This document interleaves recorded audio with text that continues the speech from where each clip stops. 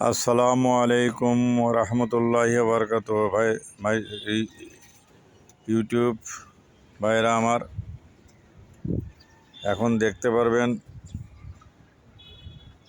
ছাদ বাগানের উপরে লাউ গাছ কীভাবে হয়েছে এবং এই লাউ গাছগুলো কীভাবে করতে হয় দেখতে পারবেন। একটা ড্রামের অর্ধেক অংশ কেটে ওটাতে গোবর আর 3 ভাগের মধ্যে 2 ভাগ গোবর 1 ভাগ মাটি দিয়ে লাউ গাছটা রোপণ করা হয়েছে।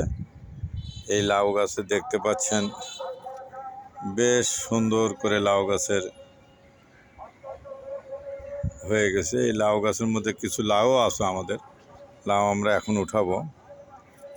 দেখতে পাচ্ছেন এই যে আমাদের বাড়ির কেয়ারটেকার সাহেব একটা একটা করে লাউ গাছের শাকগুলো আগে উঠাচ্ছে। শাক অনেক হয়ে গেছে, যে শাকটাও খাওয়া যায়। লাউয়ের পাতা তো বোঝেনি, ঢাকা শহরে সব কিছু কোনোটাই ফেলে দিতে হয় না, সবাই খায়। লাউ গাছের পাতা সবাই খায়, আসলে লাউয়ের ডগা খায়।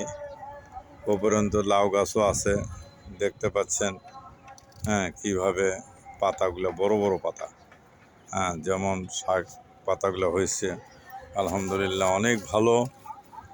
দেখতে পাচ্ছেন যে কিভাবে সে ডগা ডাগিগুলো কাটে নিচ্ছে, ছাড়াই করে দিচ্ছে, কিছু শাক পাতা বের করতেছে গাছে। এই যে দেখেন লাউ পাতা, আলহামদুলিল্লাহ। আসলে দেখতে পাচ্ছেন এগুলো কাটতেও ভালো লাগে, আবার ফের খাওয়াও ভালো লাগে। পাশাপাশি দেখেন লাউ গাছটা কত সুন্দর হয়ে গেছে। এটা প্রতিটা লাউয়ের ডগাটাকে বহুত কিছু হয়েছে আলহামদুলিল্লাহ। এখন দেখতে পাচ্ছেন যে আস্তে আস্তে আস্তে আস্তে আস্তে তা আপনারাও এইটা করতে পারবেন। আমরা যেটা করছি, মাঝে মধ্যেই লাউ গাছ একটু বড় হয়ে গেলে খোল পানি দিই আমরা,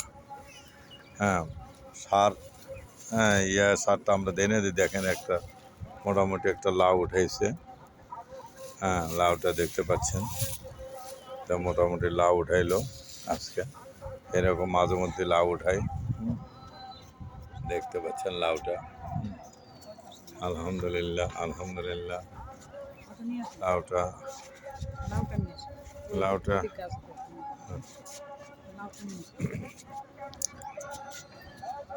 এদিকে লাউ, নিচে এখানে লাউ শাকের আছে, দেখতে পাচ্ছেন এখানেও কয়েকটা লাউ গাছ লাগাইছে। এখানে কেবল লাউ গাছ হচ্ছে, এই যে লাউ গাছ।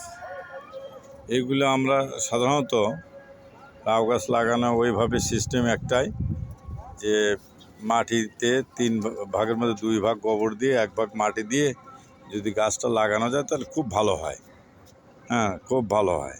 এবং মাঝে মধ্যে গাছের একটু বেশি দিন হয়ে গেলে গাছের সাইড দিয়ে একটু নিড়ানি দেবেন, মাটিটা আলগা করে দেবেন। এরপরে এখানে খোল পানি একটু দিবেন মাঝে মাঝে, তাহলে লাউ গাছটা খুব সুন্দর হবে।